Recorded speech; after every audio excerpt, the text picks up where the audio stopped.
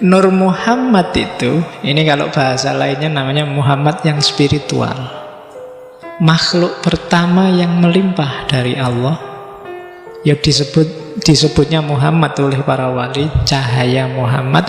Dan inilah sumber segala pengetahuan, sumber segala makrifat, sumbernya cahaya yang melimpah.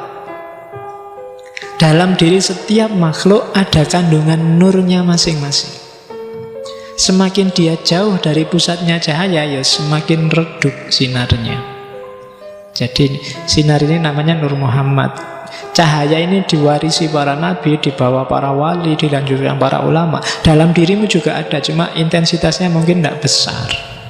Ya besarkan sendiri. Dengan cara apa? Mendekati cahaya. Bahkan kalau kamu bisa bersatu dengan Nur Muhammad, disitulah kamu mengalami hulul. Karena tidak mungkin kamu mencapai Nur Muhammad kalau masih terkungkung oleh nasut, sifat kemanusiaan. Jadi cahaya yang tadi Allah bilang wa nafakha fihi min ruhi dalam dirimu, wujudnya apa? Nur Muhammad. Yang inilah nanti ketika dia hidup, dia kompatibel sama Allah sehingga Allah bisa masuk. Ketika dia hidup dalam dirimu. Nah, jadi ini yang dibawa oleh para nabi. Para nabi nurnya pasti besar, diwaris-wariskan terus dari para nabi, terakhir Nabi Muhammad. Nah, Nur Muhammad ini sifatnya sangat spiritual. Oleh karena itu katanya Ibnu Arabi, manifestasi dari Nur Muhammad sebenarnya yang lebih sempurna ada pada Nabi Isa. Jadi Nabi Isa itu cara hidupnya kan sufi 100%.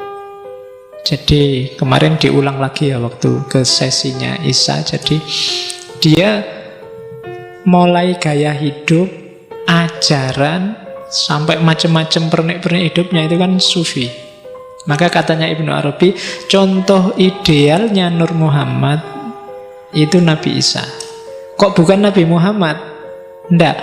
Katanya Halaj, Nabi Muhammad itu paling bagus karena dia bisa kombinasi dan bolak-balik antara sisi kemanusiaan, sisi ketuhanan demi umatnya.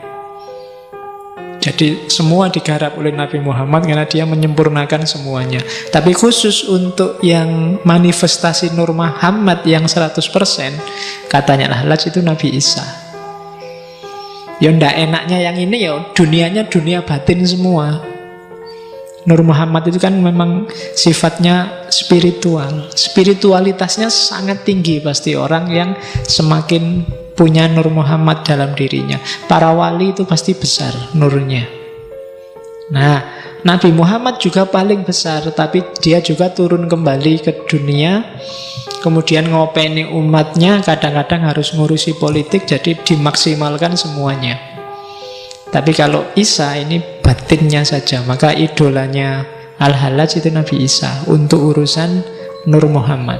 Meskipun namanya sebenarnya nama Muhammad. Nah, ini termasuk yang kamu ulang di rekaman. Jadi Nabi Isa itu rela mengorbankan diri demi cinta, hidup dalam nilai-nilai kesufian total. Oke, jadi kalau hidupmu ingin mencapai hulul tadi, mencapai puncak pengalaman ketuhanan, jangkaulah Nur Muhammad.